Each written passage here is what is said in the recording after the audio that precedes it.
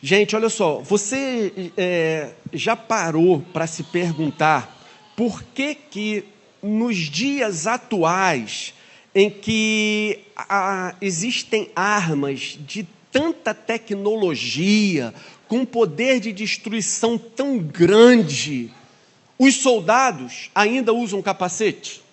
Você já parou para pensar nisso? Gente, olha que coisa, né? Pô, você vê essas reportagens direto aí, né?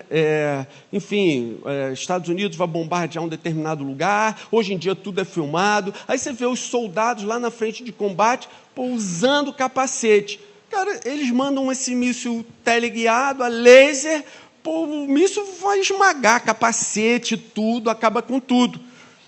Por que será que os soldados, então, ainda usam isso? Apesar de tudo, dessas armas tão poderosas de destruição, os soldados ainda usam, por exemplo, baioneta, que é aquele tipo de faca que ele coloca na ponta do fuzil. Gente, se existem rifles, armas de mira laser, para que o cara precisa de uma baioneta? Você já parou para pensar nisso? Aparentemente, para nós que somos leigos, isso não faria sentido nenhum. Mas qual é a realidade da situação?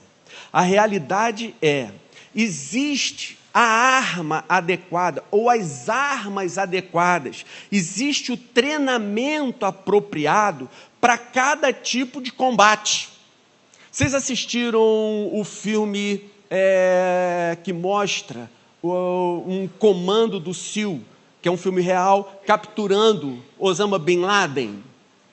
Qual foi a arma que eles usaram? Eles foram de helicóptero, desceram na casa onde estava Osama Bin Laden, entraram lá dentro com armas de mira laser, entraram lá dentro portando facas, enfim, protegidos, colete à prova de bala, aquele óculos de visão noturna. Por que eles simplesmente não jogaram uma bomba e acabaram com tudo? Estados Unidos podia ter feito isso. Por que eles não fizeram assim? Porque se eles mandam um míssil, explode tudo, voa pedaço de gente para tudo que é lado, concordo, né? Voa pedaço de gente, esparrama tudo, não sobra nada, só um caldo lá no final e pedra voando para tudo que é lugar. Como é que eles iam poder ter certeza que Osama Bin Laden foi mesmo morto ali? Eles precisavam usar uma técnica adequada para se certificar que eles pegaram mesmo o homem que eles estavam procurando. Então eles entraram, capturaram. Nesse caso, os mísseis não serviriam. Eles precisaram usar essas outras armas, porque o tipo de missão, de combate que eles teriam, exigia esse tipo de armamento. Se você vai, por exemplo, se você assiste, por exemplo, uma Olimpíada, tem gente que é especialista em tiro ao alvo, tem gente que é especialista em arco e flecha, tem gente que é especialista em lançamento de dardo. O cara é especialista naquilo. O cara que sabe jogar dardo, eu acho que dificilmente ele vai ser um cara que vai atirar bem com uma pistola. O cara que atira bem com uma pistola dificilmente vai saber jogar uma flecha com um arco adequadamente, acertar o alvo. Por quê? Aquele cara foi treinado naquela arte. Ele foi preparado para usar aquela arma. Gente, atenção aqui, guarda isso. Existem armas e treinamento específico para cada tipo de combate. Existem armas e treinamento específico para cada tipo de combate. Dito isso, abra sua Bíblia em 1 Samuel, capítulo 17, versículo 38. Primeiro livro de Samuel, capítulo 17, versículo 38.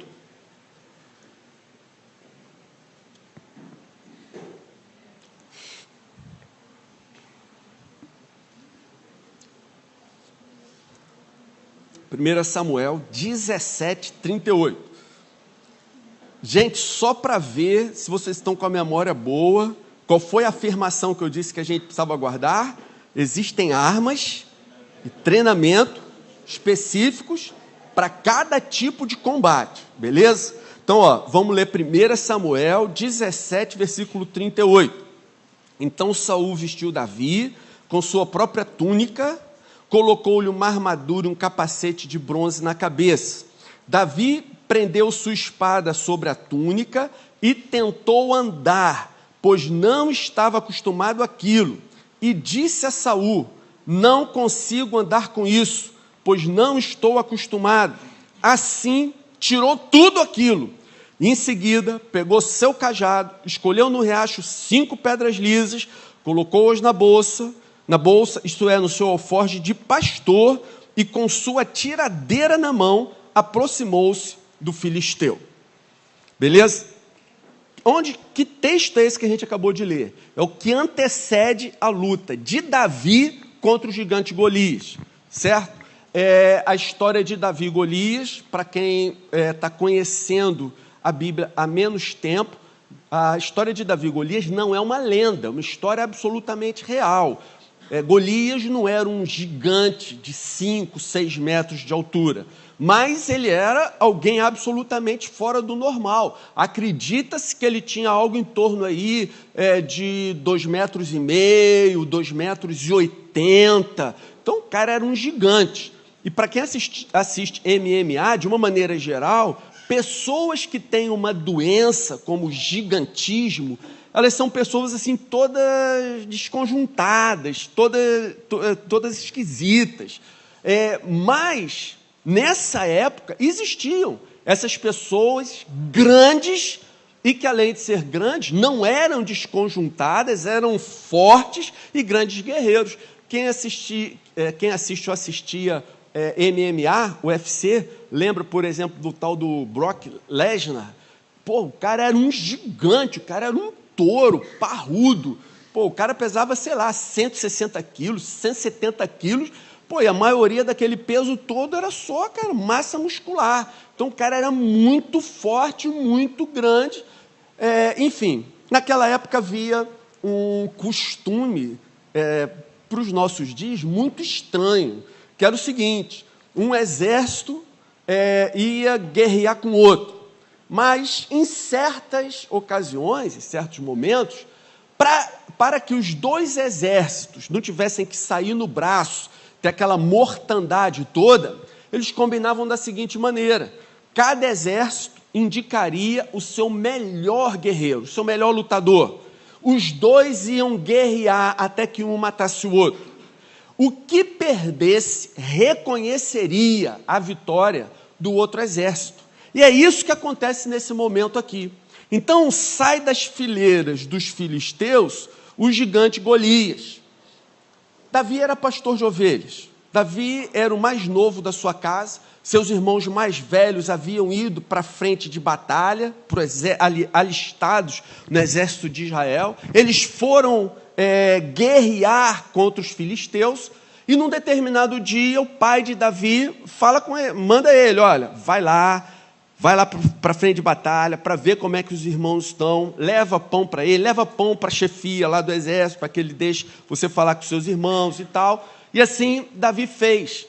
Davi, ele foi para a frente de batalha, como ele era muito jovem ainda, ele foi para a frente de batalha, não para guerrear, mas para levar comida, um lanche para os seus irmãos.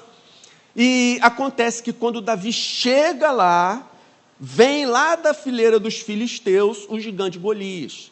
E ele ofendia o povo de Israel. Ele ofendia o Deus de Israel. E aí, quando essas ofensas bateram no coração de Davi, quando Davi ouviu aquilo, ele ficou absolutamente indignado.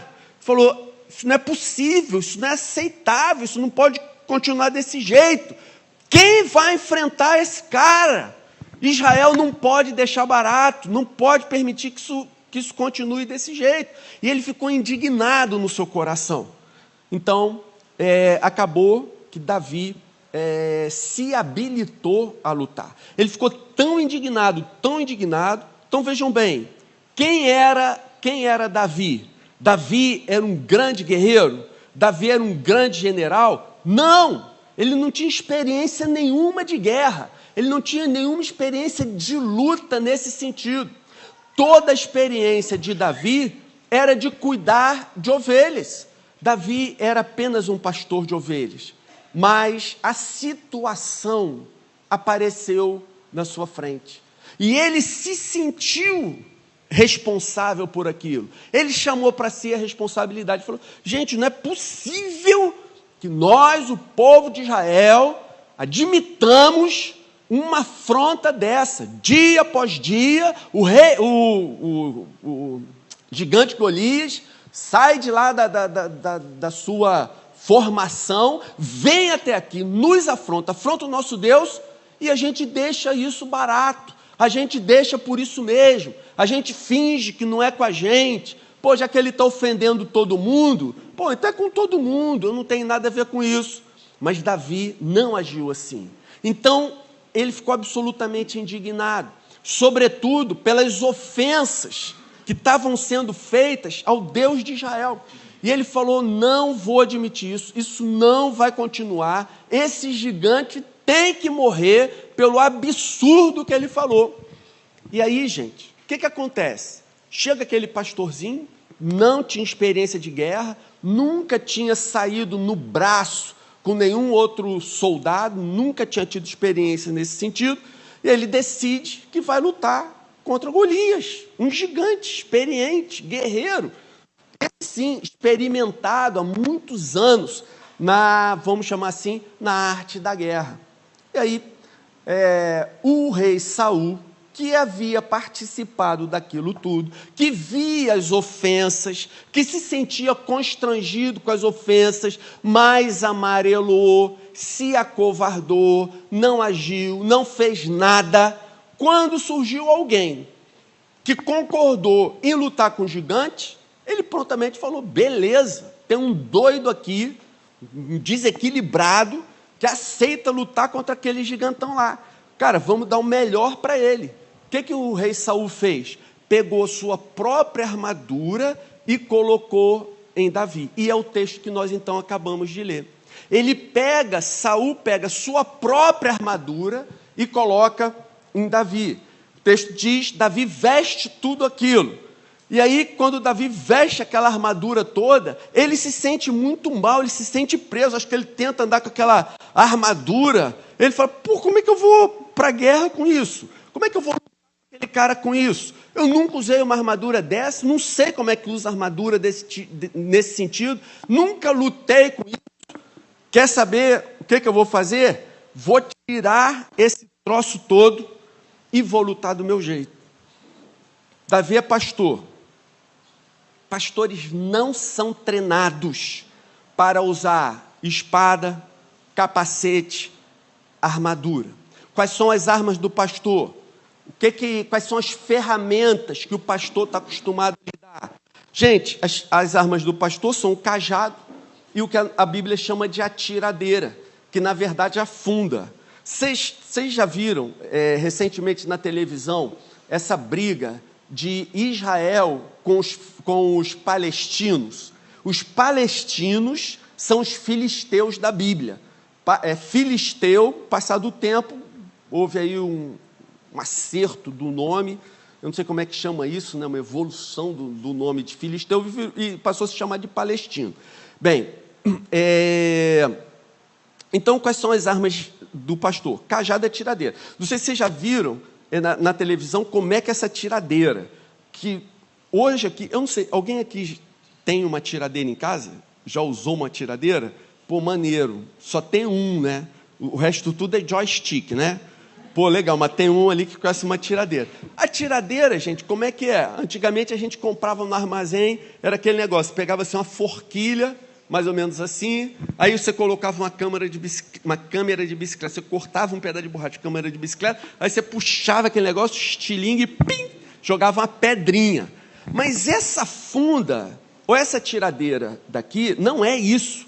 Essa tiradeira que ele fala aqui é como se fosse uma alça com 1,5 metro de tamanho. Ele pega uma pedra do tamanho de uma mão fechada, ele coloca nesse troço, começa a rodar, aquele troço pega uma velocidade forte, ganha uma energia quando ele joga aquela pedra.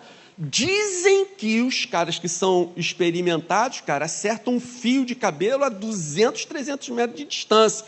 Eu acho que é bem possível mesmo, a vida inteira. Você vê, na época de Davi eles usavam isso. Hoje, os palestinos da faixa de Gaza continuam usando a mesma arma. Você vê lá, então são milênios usando a mesma coisa. Enfim, essas são as armas do pastor. O pastor entende de cajado, o pastor entende de funda, que era usada para espantar os lobos, as feras, que iam em cima do rebanho dele. Mas um pastor não entende nada de espada, não entende nada de armadura, não entende nada de coisa desse tipo. Abra a sua Bíblia no outro texto extremamente importante. Lucas 16, Evangelho segundo Lucas, capítulo 16, versículo 8. Lucas 16, versículo 8.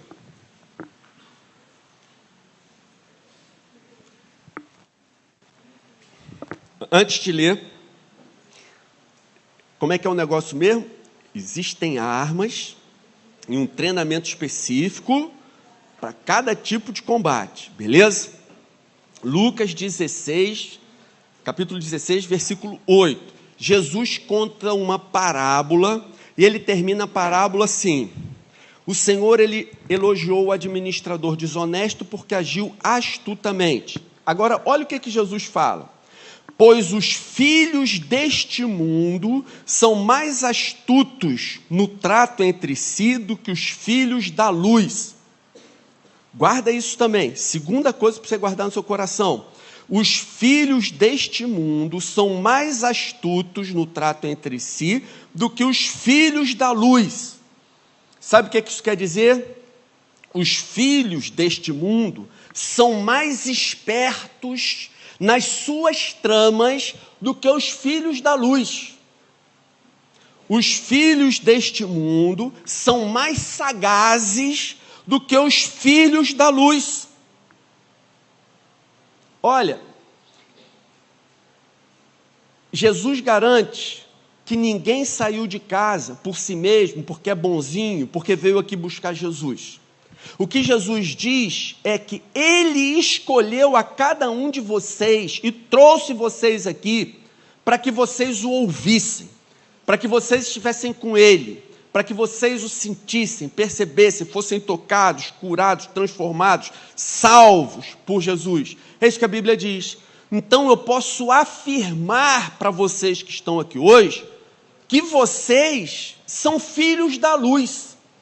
Você não é filho das trevas, você não foi criado, você não foi educado para viver nas trevas, você não foi preparado para viver nas trevas. Você que está aqui hoje me ouvindo é filho da luz, você foi educado, você foi treinado para viver, para andar na luz. Os filhos das trevas, eles usam as armas das trevas bem, porque eles foram criados para isso, eles foram treinados para isso. Os filhos das trevas usam bem as armas do reino das trevas, porque eles são de lá, porque essas armas pertencem a eles. Mas nós aqui pertencemos ao reino da luz, nós pertencemos ao reino de Deus. Então eu quero dizer para você nesse exato momento, que você não foi criado para viver nas trevas, você não foi treinado para usar as armas das trevas, você não foi preparado para usar, você não foi preparada para usar as armas do mundo. Então, se você partir para uma batalha usando as armas das trevas, as armas desse mundo, que todos lá fora usam, a probabilidade de você se envergonhar, se machucar, é muito grande. Porque você não foi treinado, você não foi treinada para usar essas armas. Você não pertence a esse reino. Vou vou citar um caso aqui, é um fato verídico, real, eu sei que é um fato assim radical, mas só para... É radical mesmo, porque acho que o mundo é radical e a gente está no meio de uma guerra terrível. Gente, guerra é guerra, vocês não tenham dúvida a respeito disso. Nós estamos em guerra e se Jesus não nos guarda, não tenha dúvida, o que o diabo quer é destruir cada um de nós, o que o diabo quer é matar cada um de nós, mas o diabo não quer simplesmente destruir, ele quer destruir fazendo com que a gente se envergonhe profundamente. Alguns anos atrás, eu e Fátima estávamos num congresso de pastores em Serra Negra, no interior de São Paulo. Num determinado momento, um dos pastores que estavam com a gente recebeu uma ligação de um casal da sua igreja. Casal profundamente abalado. Qual foi a história? Eles tinham um filho que devia estar nessa faixa, 18, 19 anos. O filho foi criado a vida toda na igreja e, num determinado momento, um dia, o rapaz, sei lá, não sei se ele já vinha em crise ou teve uma crise, a gente soube apenas alguns detalhes da história. Um dia, o rapaz falou para o pai e para a mãe, eu quero experimentar o mundo, quero ver como é que é, etc. E naquele sábado à noite, ele decidiu sair, encontrou um bar numa esquina, parou, entrou, pediu alguma coisa lá, sentou no bar. A princípio não estava fazendo nada demais, mas ele saiu com essa intenção, quero experimentar o mundo, quero ver o mundo, quero saber como é que é o mundo e tal. O garoto foi treinado a vida toda na igreja, o garoto cresceu na igreja, era envolvido com a igreja, e um dia, enfim, em algum momento entrou numa crise. Como eu disse, é um exemplo que eu sei que é bem radical, mas só para vocês saberem, a vida é assim, né? A vida é assim. Então, o que aconteceu? Ele entrou num bar, naquele bar tinha um traficante que vinha sendo seguido pela polícia. E a polícia achou que aquela era a hora de cercar o lugar de prender o traficante. O que fizeram? Cercaram, prenderam todo mundo e levaram o rapaz para a delegacia. O rapaz ficou com vergonha de ligar para o pai e para a mãe para contar o que tinha acontecido, passou uma noite preso. Aí o que aconteceu? Ele preso, ele foi abusado e na cadeia, e por causa disso ele pegou AIDS. E nesse dia que o pastor que estava com a gente recebeu a ligação dos pais, foi o dia em que veio o exame dizendo que o garoto havia sido contaminado. Gente, olha só, isso não é para dizer para você, não, cuidado ali na esquina, tem um diabo atrás daquela árvore. Não é disso que eu estou falando. Se você sai à noite, e nós até encorajamos isso, gente, se você sai com seus amigos, seu coração está firme em Jesus, e você vai para algum lugar desses, com um grupo crente, cristãos, te apoiando, com a bênção do seu pai, com a bênção da sua mãe, e você vai para um lugar desses com a intenção de dar bom testemunho, ou de acompanhar um amigo ou uma amiga, mas você assim, por você sabe que não vai ter nada de bom ali. Você não vai para se divertir, você não vai para buscar alegria, você não vai para buscar satisfação, plenitude, porque você sabe que essas coisas a gente só encontra em Cristo. Então lá fora você não vai achar nada disso. Mas você vai com essa intenção de fazer companhia para alguém que está perdido, para resgatar aquela pessoa para o reino da luz, você vai para tirar aquela pessoa do inferno. Então você vai com a intenção correta no seu coração. Aí o que acontece? Você conta com a bênção de Deus, o Espírito está te guardando, seus pais concordam, te abençoam, você vai na paz, você vai feliz, volta feliz, nada vai te acontecer.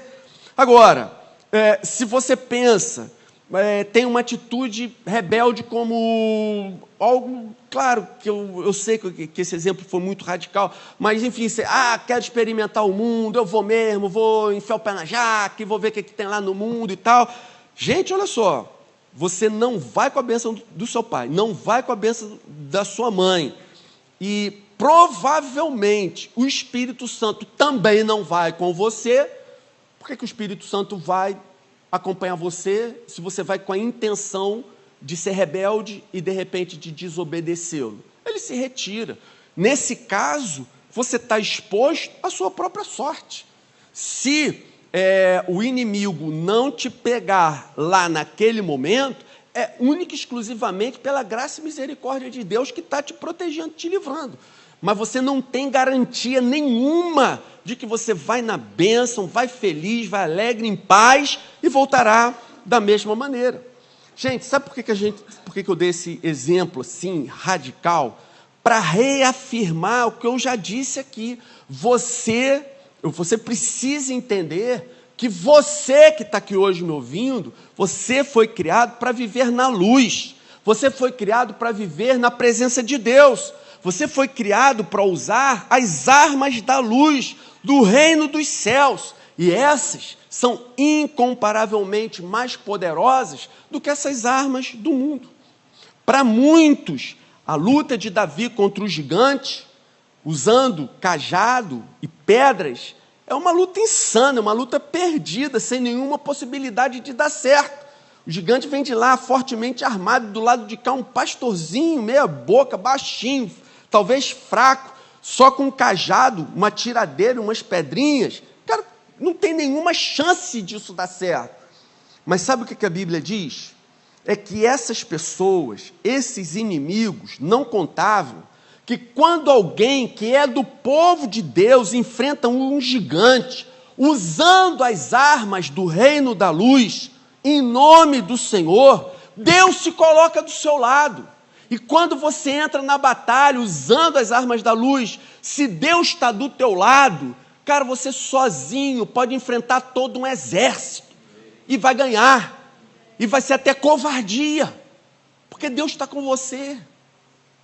Se Deus é por nós, quem será contra nós? Gente, o que é preciso para você acabar com toda treva que está num determinado lugar? É só um pequeno raio de luz. Então, para isso nós fomos chamados, para isso nós somos treinados. Eu pensei aqui, para ser prático agora, assim, quais são as armas perigosas, meninas, camaradas, armas perigosas do mundo, que algumas vezes, talvez, pode ser, quem sabe, alguém aqui tem usado, esteja pensando em usar. Primeira arma, sedução.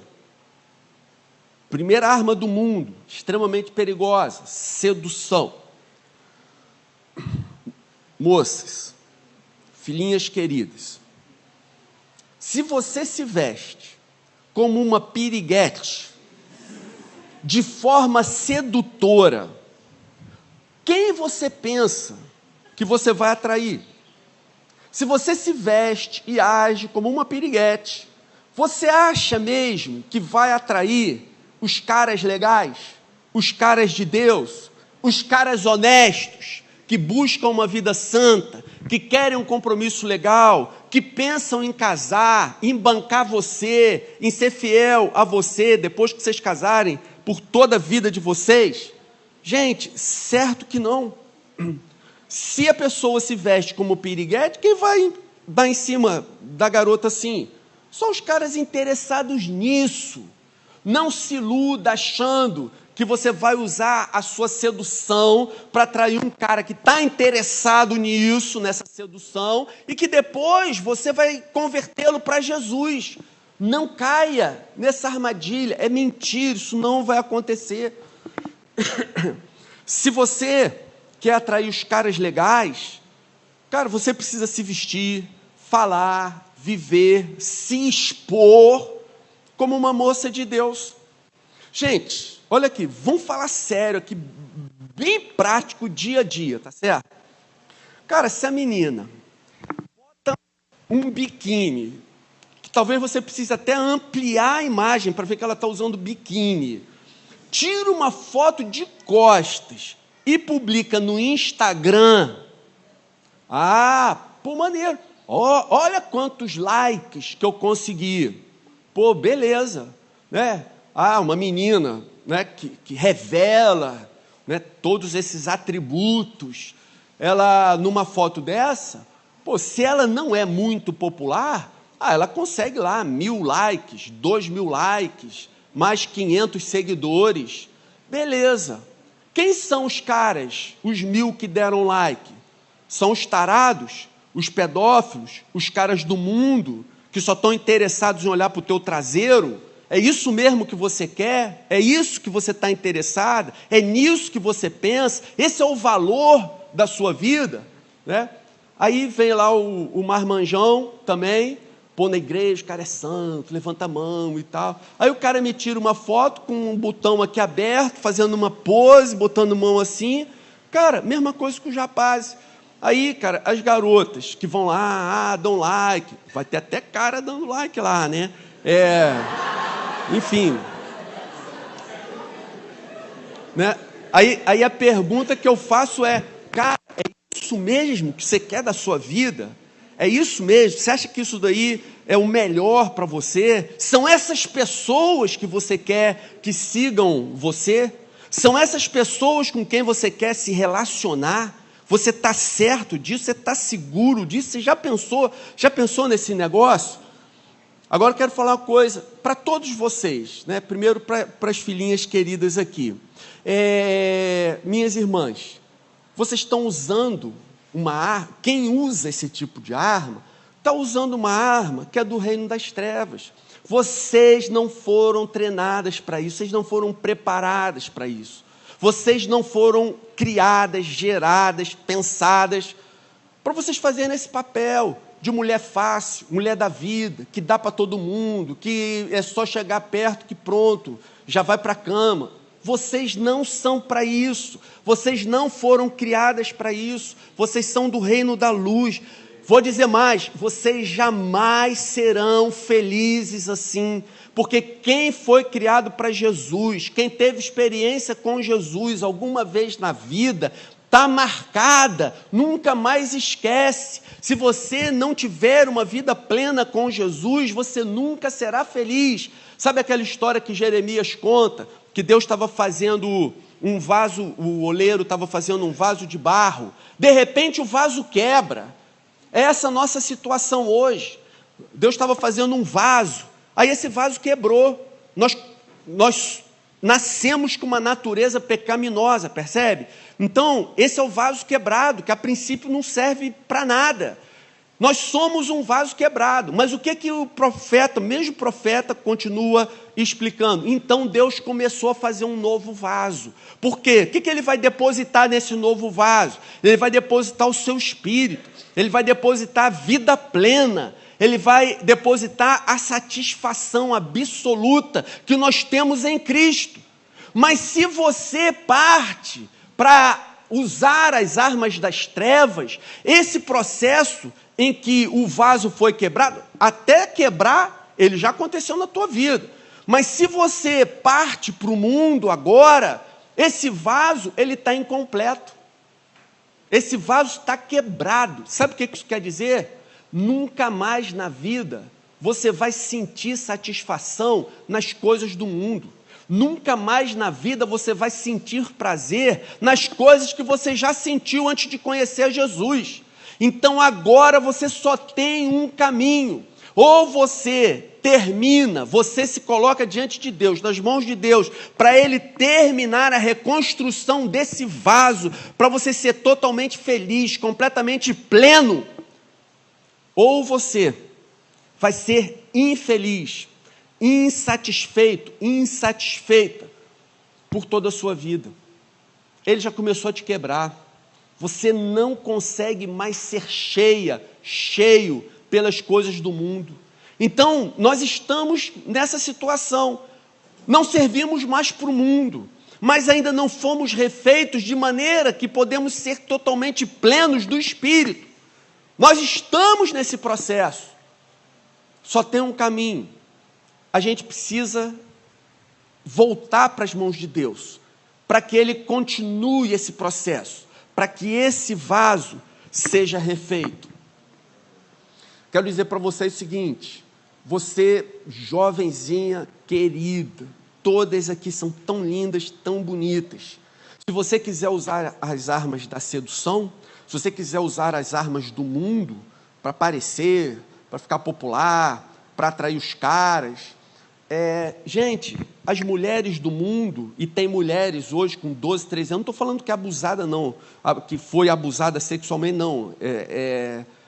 Gente que, enfim, vive assim, os pais apoiam, acham o maior barato, a filha já tem relação sexual a partir dos 12, 13 anos, faz até um quarto em casa para a filha não passar perigo no meio da rua e poder transar dentro da sua própria casa, enfim. Gente, as mulheres lá de fora, elas são habituadas a usar essa arma, elas sabem usar, elas até certo ponto se sentem satisfeitas, pelo menos temporariamente, usando essas armas. Percebe? Você entrando nessa guerra, usando as armas delas, você não dá nem para a saída. Mas graças a Deus por isso, porque você não foi criada para isso, você não foi treinada para isso. Olha que coisa linda. Toda beleza foi criada por Deus. Tudo que é belo foi feito por Deus. O pecado é que degenera, o pecado é que desgasta, o pecado é que enfeia. Gente, olha só, cara, você não tem ideia. Acredito que muita gente, não vou dizer você, acredito que muita gente não tem ideia do que a Bíblia fala a esse respeito. Você sabia que praticamente todo o Antigo Testamento afirma que as filhas de Deus sempre foram mais formosas do que as filhas dos homens? Ô garota, fala aleluia, amém, glória a Deus aí. Pô, pensei que você ia ficar felizona. Pô, estou dizendo que vocês são mais bonitas do que toda aquela galera que está lá fora. Isso! Isso! Boa, nem sei quem falou, mas é isso mesmo. Mesmo.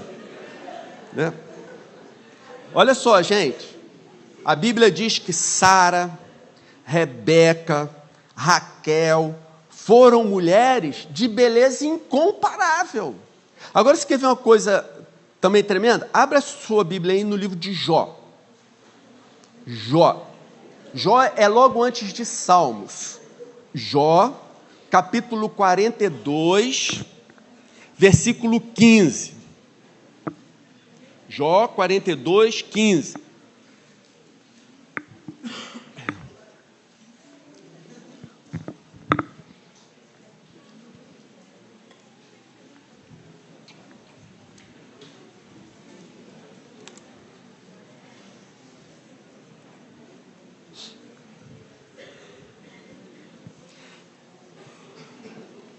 Já até leram, né? Antes de eu ler aqui. Jó 42, 15. Jó, capítulo 42, versículo 15. Olha o que diz.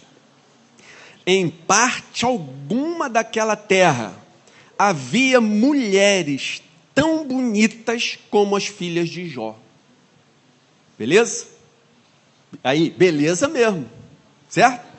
Beleza pura. Em parte alguma daquela terra havia mulheres tão bonitas como as filhas de Jó. Cara, dá uma lida depois no Antigo Testamento, ressaltando os versículos que elogiam a beleza das mulheres do povo de Deus. Você vai se surpreender. Sabe por quê? Quem fez o mundo belo foi Deus, não foi Satanás, não. O que enfeiou o mundo, o que enfeia as pessoas é o pecado, é o bicho ruim, é Satanás, é o que está lá fora. Então, todas as mulheres, praticamente todas as mulheres da Bíblia, são bonitas, são abençoadas. Agora, olha que coisa chocante. Você não acha esquisito? Por que botaram na Bíblia que em parte alguma daquela terra havia mulheres tão bonitas como a filha de Jó? Gente, Deus achou que isso era tão relevante que tinha que escrever. E como ele fez isso? Chamando a atenção do profeta que escreveu o livro. Ou seja, aquelas mulheres, elas eram realmente tão bonitas que chamavam a atenção, a ponto da beleza delas ser registrada no livro sagrado. Elas eram realmente, devem ter sido uma coisa assim, muito parecida com a minha amada. muito. Elas deviam chegar perto da minha amada querida ali, né? Imagina, gente, só. Aí eu pergunto para vocês, qual era o segredo da beleza dessas mulheres? Qual era o segredo delas? Ah, era o creme que elas usavam. Será? Ah, era a tinta que elas usavam nos olhos. Gente, certo que não. Quer saber o segredo delas? O segredo delas é revelado em Provérbios 15, versículo 3. Eu vou ler na versão da Bíblia Viva, que eu acho que é mais enfático. Diz assim: o coração alegre deixa o rosto mais bonito. O coração alegre deixa o rosto mais bonito. Um coração triste tira o ânimo e a disposição de enfrentar a vida. Quem tem um coração alegre tem uma beleza espiritual, tem uma beleza que espelha a sua própria alma. Então, o que a Bíblia está dizendo aqui, o coração alegre deixa o rosto mais bonito. É lógico que a Bíblia não está se referindo a uma beleza mundana, por exemplo, igual a Angelina Jolie, igual a Beyoncé, igual a uma outra dessas que eu tentei pensar nome de mulher bonita, só me vinha Fátima. Eu consegui pensar em Angelina Jolie e Beyoncé, porque lá em casa de vez em quando se fala dela, mas não consegui pensar em mais nenhuma, mas talvez pense aí. Mas enfim, o que a Bíblia está dizendo é que deixa o rosto bonito, mas não é com a beleza mundana, não é com a sedução do pecado, a sedução pecaminosa. Gente, olha só, veja bem, eu não estou dizendo que você tenha que ir à praia de burca. Existe a roupa adequada para cada momento. A crítica que eu fiz foi: por que a garota me tira uma foto de biquíni de costas e posta no Instagram, para que fique de conhecimento de todo mundo aquilo que ela acha, sei lá, que tem de interessante? Por quê? Por que o camarada me abre o botão da frente, tira uma foto, mostrando barriga de tanquinho, que é forte, que não sei o quê? Por que o cara me posta uma foto dessa em Facebook, em Instagram? Qual a intenção de fazer isso? Agora, é lógico, gente, a gente não quer uma igreja que seja conhecida porque é esquisitona, porque as garotas vão à praia de bermuda, as garotas vão à praia de camiseta, manga comprida, vestido até o pé. Gente, então, só para ficar claro, não é disso que nós estamos falando. Vai à praia, usa uma roupa que culturalmente é aceita. Pô, a roupa que você está usando é aceita na praia? Beleza, então vai à praia com ela. Mas agora, qual a necessidade que você tem de expor isso nas mídias sociais? Qual a sua intenção? O que você pretende? Por que você está fazendo isso? Por que você está agindo assim? Quem você quer de seguidor? Abra sua Bíblia agora em Gênesis capítulo 2, versículo 18. Gênesis capítulo 2, versículo 18.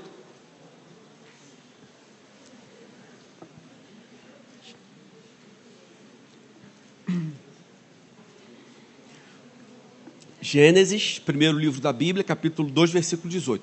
Então, o Senhor Deus declarou: não é bom que o homem esteja só. Farei para ele alguém que o auxilie e lhe corresponda. Veja, então, o Senhor Deus declarou: não é bom que o homem esteja só. Farei para ele alguém que o auxilie e lhe corresponda. Quem foi que viu que o homem estava só e achou que isso daí não era legal? Quem foi que viu? Não foi Deus? Quem tomou a iniciativa de providenciar uma companhia para o cara, para Adão? Quem tomou a iniciativa? Não foi Deus que viu que isso não é bom, que solidão não é uma coisa boa? Quem tomou a iniciativa de preparar, então, a solução de resolver o problema e de fazer uma companhia para ele? Não foi Deus? Por que se Deus cuidou de Adão lá atrás, por que você acha que ele não teria o mesmo cuidado com você, que nasceu de novo, que é sua filhinha, que é seu filhinho, que é guardado pelo sangue de Jesus, por que você acha que Deus não teria o mesmo cuidado com você hoje que teve com Adão lá atrás? Se isso foi registrado dessa maneira, é para que hoje, lendo a palavra, nós não tenhamos mais nenhum tipo de ansiedade nesse sentido, percebe? Ou seja, você não precisa usar as armas do mundo para conseguir um cara ou para conseguir uma garota. Não faça isso, porque você vai se machucar, você vai se envergonhar, você não foi treinado para isso. Você não precisa se precipitar. Ih, gente, desculpe. Você não precisa ajudar Deus, né? Eu estou querendo, estou com uma certa idade, estou me sentindo meio só, queria uma companhia, vou ajudar Deus, né? Aí coloca aquela roupa, tira aquela foto, alguma coisa assim. Gente, todas as vezes que nós queremos ajudar Deus, nós complicamos, nós atrapalhamos, nós prejudicamos, nós retardamos todo o processo. Apenas espere no Senhor, no tempo certo, Ele vai providenciar todas as coisas. Ele é nosso Pai, Ele tem o melhor para nós. Então, gente, essa foi a primeira arma, faltam só mais 15. Segunda arma. Obrigado. Quem falou aí? Cara, aí. Maneiro. Aí, Fabrício, anota o nome para supervisor. Não é nem líder de célula. Agora senti a maior firmeza. Gente, sabe qual é a segunda arma? Agora eu vou ser breve. Esse primeiro eu achei mais importante, porque as repercussões para a sua vida, as consequências para a sua vida são especialmente sérias e graves, mas agora eu vou passar mais rápido. Segunda arma é mentira.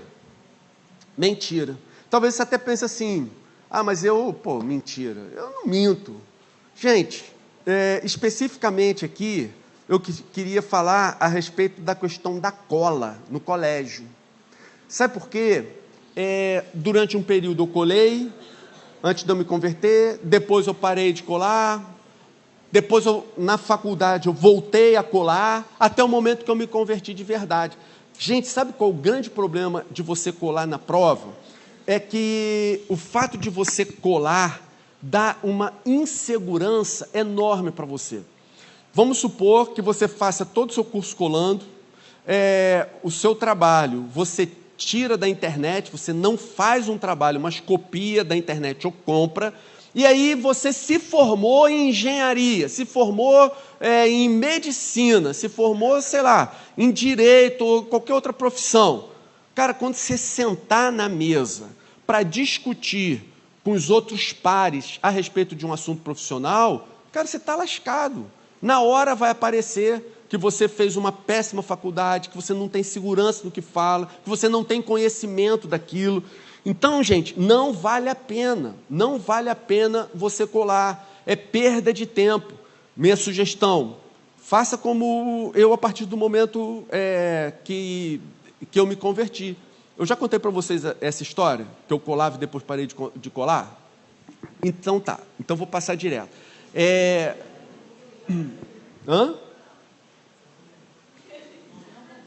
Não contei?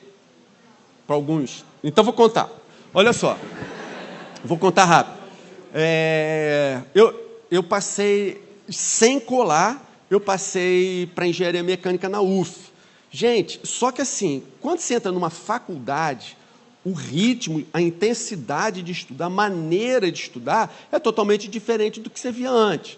Eu fiz um cursinho pré-vestibular na época, e o cursinho especializado em botar gente para dentro da faculdade, as questões já vinham todas elaboradas, todas mastigadas. Se você levasse a sério o cursinho, como eu fiz, do primeiro dia até o último dia do ano, a probabilidade de você passar no vestibular era muito grande. Então, eu fiz o cursinho normal, obviamente sem colar, até porque no vestibular não tem como, e entrei na faculdade. Cara, aí engenharia.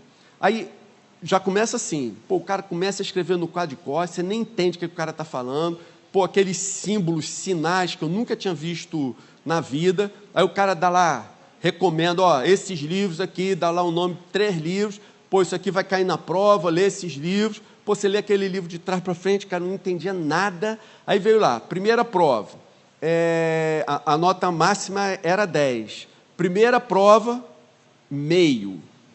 meio sobre 10.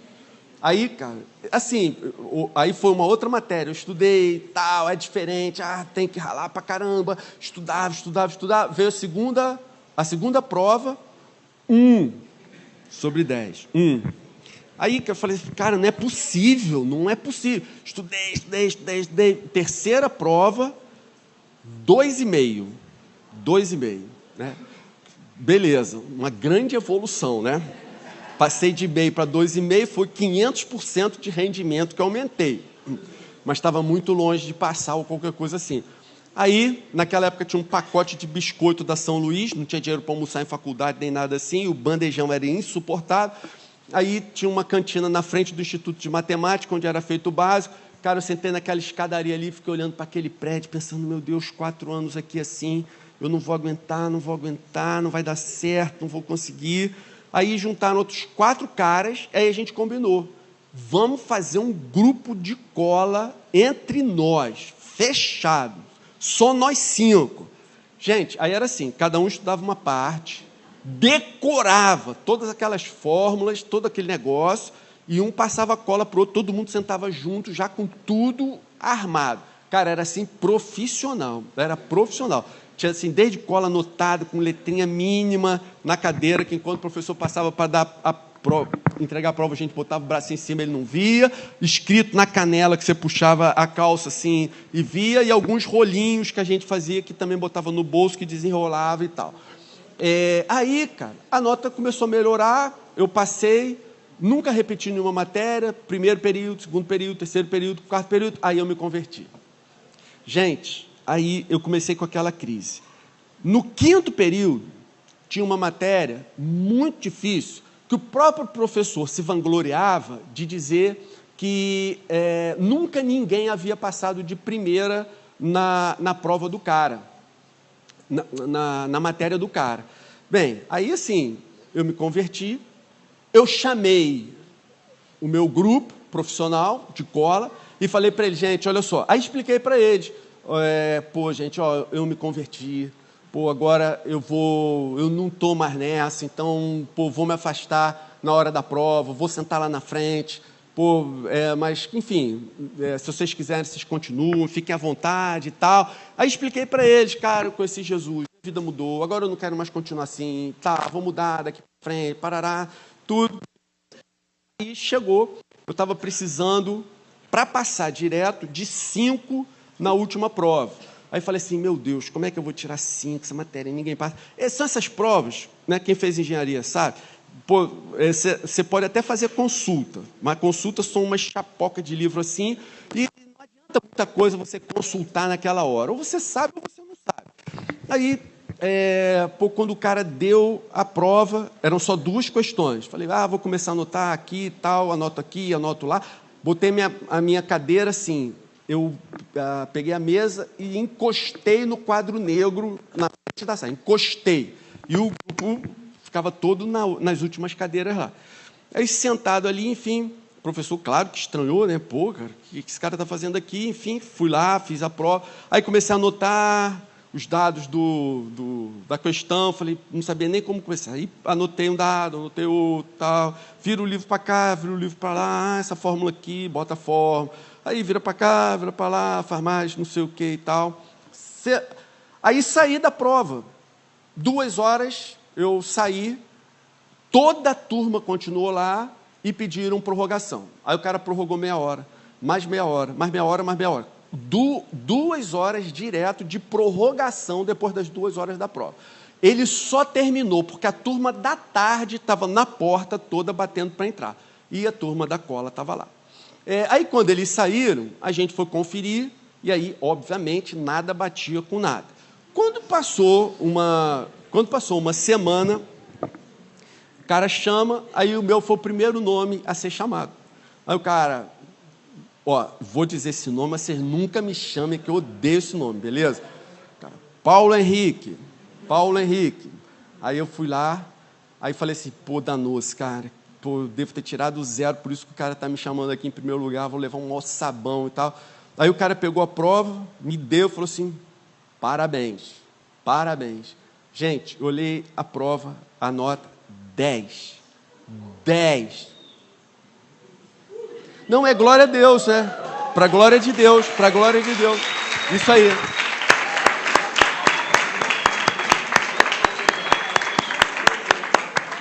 Gente, é isso aí. Sabe por quê?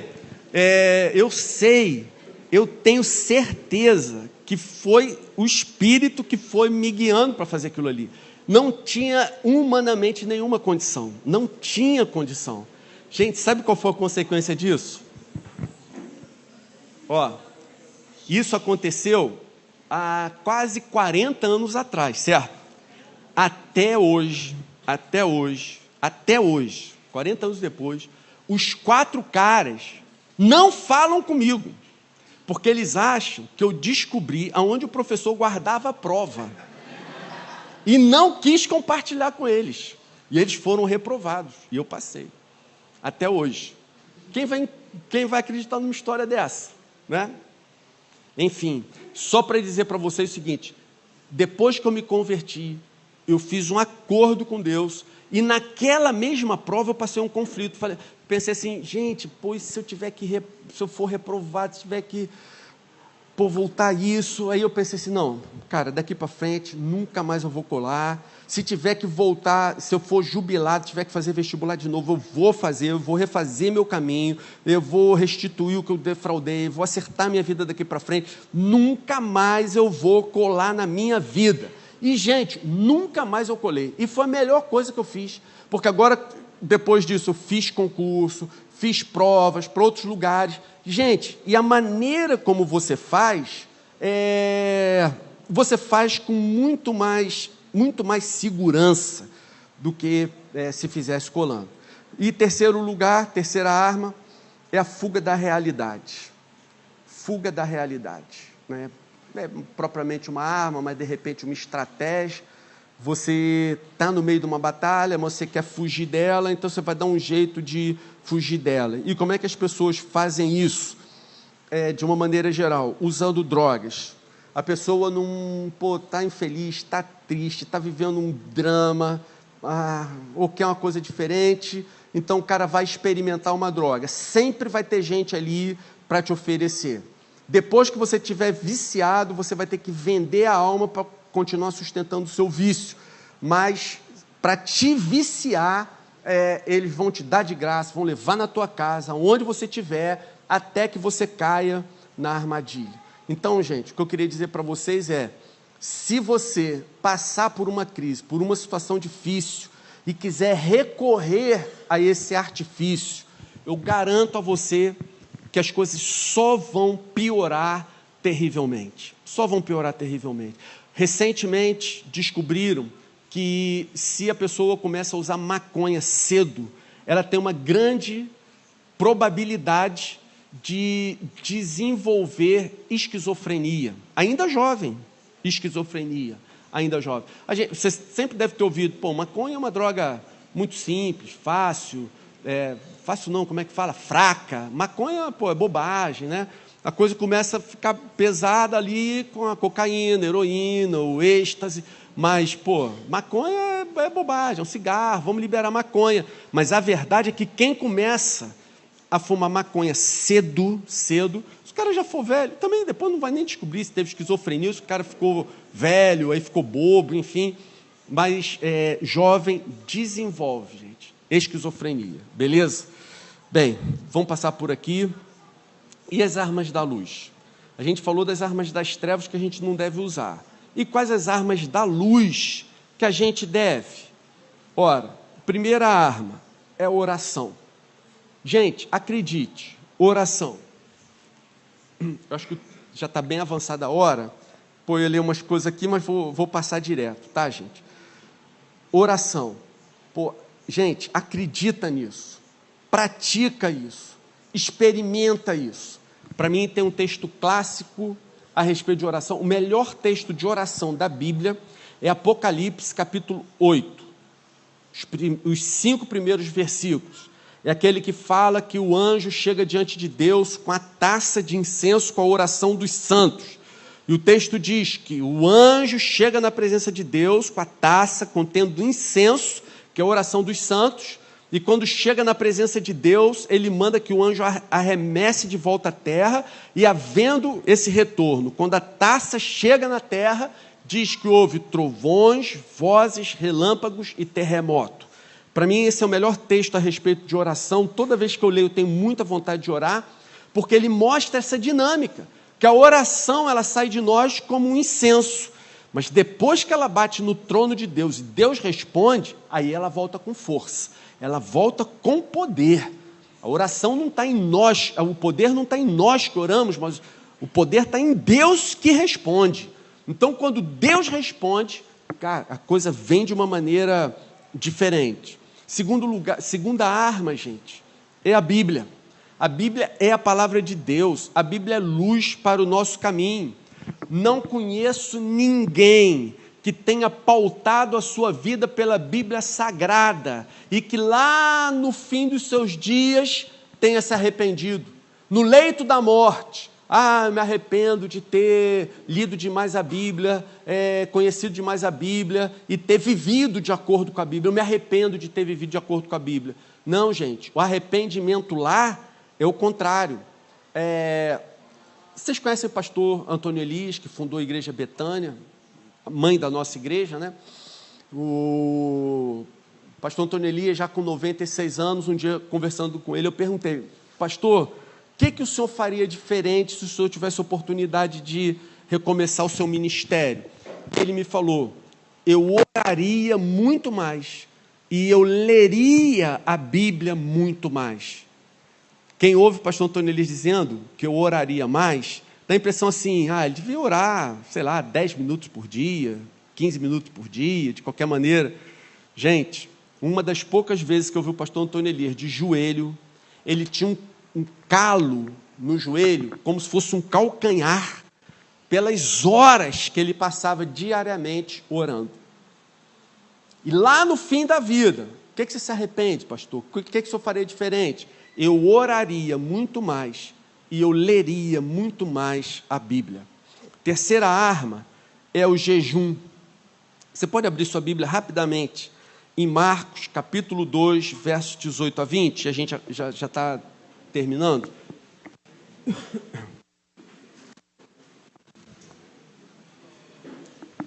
horas que eu tenho que terminar? Que horas que eu tinha que terminar? Gostei. Presbítero? É presbítero? Gente, abriu aí? Todo mundo? Marcos, capítulo 2, versículo 18. Marcos 2, 18. Viu aí? Então, olha só. Perguntam para Jesus: por que os discípulos de João e os dos fariseus jejuam, mas os teus não? Versículo 19, Jesus respondeu: como podem os convidados do noivo jejuar, enquanto este está com eles? Verso 20, mas virão dias, quando o noivo lhes será tirado, e nesse dia jejuarão.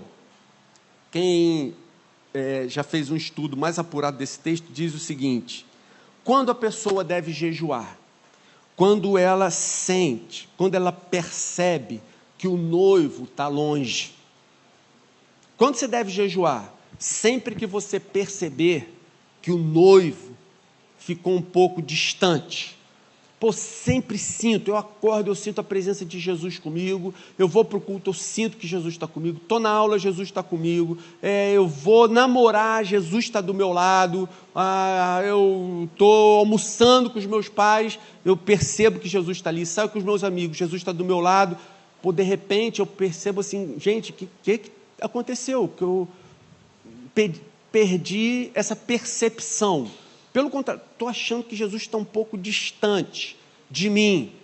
Como eu recupero essa presença? Como eu recupero essa percepção da presença de Jesus com a gente? O jejum é uma arma poderosa. O jejum, ele deixa o nosso coração mais sensível. Quando eu falo aqui de jejum, é ficar sem comer mesmo, tá bom, gente? Não é só mídias sociais, não. Mídias sociais, televisão, esse troço todo. E, além disso, também é você abrir mão de alimentos por um período aí. ou começa ficando sem comer na parte da manhã, café da manhã, depois, à medida que você for se adaptando, se sentindo bem, percebendo a importância disso, aí você deixa também a hora do almoço, enfim, aí você vai caminhando à medida que Deus for falando ao seu coração. Mas, o que acontece quando você jejua? Quando você abre mão de se alimentar por esse motivo, para ter mais comunhão com Jesus, o seu corpo fica enfraquecido. Seu corpo ficar enfraquecido significa que a sua vontade fica fragilizada, as suas assertivas enfraquecem, e assim o seu coração começa a ficar mais sensível àquilo que o Espírito quer falar com você. Esse é o mecanismo do jejum, por isso ele é tão importante. A quarta arma é o discipulado. O discipulado é o momento que a gente repõe a munição ali nas nossas armas. O nosso discipulador, ele funciona como o tenente, o capitão, o sargento, que vai dar munição para a gente voltar para o combate. Então, o discipulado é extremamente importante. A comunhão das células é um comando, nós estamos juntos aqui. Então, aquela filosofia do exército, nós não deixamos ninguém para trás. A filosofia dos vingadores, nós não negociamos vidas, nós vamos juntos, nós não vamos deixar ninguém ficar para trás. Juntos somos melhores, juntos somos mais fortes. Gente querida, concluindo, uma hora ou outra, talvez quando você não estiver esperando, talvez você já tenha até esquecido desse retiro, pode ser que você se depare com um gigante, e você vai ter que enfrentar, não vai ter jeito, você não vai correr, né? Então, como agir quando esse gigante se levantar diante de você? O que é esse gigante? Esse gigante pode ser uma autoestima muito baixa. Esse gigante pode ser que, de repente, você sofra consequências de um ano desleixado em que você não estudou. Cara, e não tem jeito, você mudou, mas não deu tempo e você foi reprovado. Sei lá, ou você está sendo alvo de bullying na sua escola. Só um parênteses, eu não sou favorável à geração Nutella dos dias de hoje, que tudo, meu Deus, fiquei magoadinho, falar com o professor. Gente, não sou favorável a isso não, mas eu sei que tem bullying, cara, que é cruel, que perturba, que enche o saco, que você tem vontade de, né? Se fosse comigo, por exemplo, eu já chamaria a Luísa para ficar junto comigo lá, para me dar uma cobertura, né? Luísa, que é lutadora de jiu-jitsu, faixa preta igual o pai. Mas como agir, então? Gente, não tem segredo, vamos agir igual a Davi. Ao invés de nós usarmos as armas das trevas, gente, nós vamos, ao invés de nós lutarmos como o mundo luta, nós vamos usar as armas da luz. Então, para isso, nós precisamos saber, olha, tem arma certa no meu reino. No meu reino, eu sou treinado para usar as armas da luz, eu não sou treinado para usar as armas das trevas. Então, vou praticar, vou treinar, vou me exercitar com essas armas até que eu me torne perito nelas. E aí eu vou lá para o combate, vou lá para a batalha, vou para o meio da guerra, seguro, porque eu sei as armas que eu tenho, sei que elas são poderosas em Deus para destruir fortalezas, e é com essas armas que eu vou partir para enfrentar a vida. E aí vai vir o gigante de lá, ai dele, coitado dele, porque ele não sabe que Deus está do meu lado, porque eu estou partindo para cima dele em nome de Jesus. Eu vou partir para cima dele com a intenção de glorificar o meu Deus. Ele vem confiando na experiência que ele tem de guerreiro, ele vem confiando na força do braço dele, ele vem porque ele imagina que ele vai manusear a espada dele melhor do que as minhas habilidades. Mas ele não sabe que quando a gente parte para essa batalha, o Senhor se coloca do nosso lado. Eu queria combinar com vocês, combinar com a liderança querida desse retiro, que durante os dias que a gente vai ficar aqui, que a gente faça uma campanha de desarmamento das armas das trevas. No final da década de 90, nós participamos de uma campanha de desarmamento em que a gente subia o morro e a gente trocava brinquedo por arma de verdade. As pessoas vinham entregar armas e a gente dava brinquedos para aquelas pessoas. Era a campanha Rio Desarmes. A gente subia a favela, entrava em comunidade e trocava. Olha que coisa bonita. Ele gostou. Ele estava ali na janela olhando, gostou, entrou. Pode ficar aí. Mas anota o 5º item. Então, gente, que nesses dias aqui, a gente faça essa campanha. Cara, desarma. Entrega as armas das trevas. Pô, aí, isso aí que ele falou, tocou no meu coração. Pô, realmente, cara, pensando assim, eu tenho mesmo umas fotos lá no Instagram, tenho foto no Facebook, mídia social, não sei o quê. Pô, aquilo ali, cara, não está glorificando a Jesus, não. Eu acho melhor eu tirar. Gente, tira, toma uma atitude, muda a partir de agora. Começa a experimentar usar as armas das trevas, em vez de usar as armas do mundo. Toma uma decisão, como eu tomei. Deus vai te honrar, Deus vai te abençoar. Ao invés de continuar enganando as pessoas, colando, tentando fingir, aparentar alguém que você não é, para com isso você conseguir aceitação, ser amado, ser admirado. Gente, só assume o seu compromisso com Jesus. Você vai ver que todas as coisas vão mudar. As coisas vão mudar e vão mudar para muito melhor. Você não foi feito para as trevas. A obra que ele estava fazendo nesse vaso que é você se estragou. Ele vai refazer uma coisa nova. Essa obra não pode ser interrompida nesse momento, nem deve, porque você já não serve mais para o mundo, você não vai voltar a sentir alegria lá. Só tem um caminho, é para frente, que o Senhor termine a obra que Ele já começou em nossas vidas. Amém? Vamos fazer uma oração? Senhor querido, continua falando, tratando com a gente, ajuda a gente a participar, Senhor, dessa campanha em que queremos entregar a Ti, no Teu altar, as armas das trevas que vínhamos usando. Na verdade, existem muitas outras, além das que foram faladas aqui, mas nós queremos pôr um ponto final nisso, Senhor.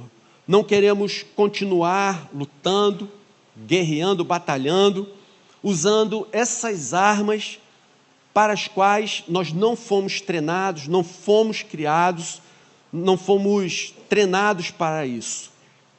Mas queremos usar as armas do reino da luz.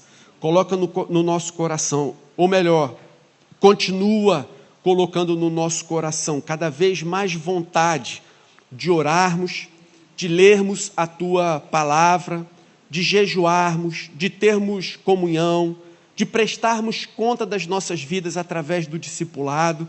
Enfim, Senhor, são coisas que o Teu Espírito pode realizar em nós, mas no que cabe a gente, nós queremos nos posicionar, nós queremos mudar, Senhor.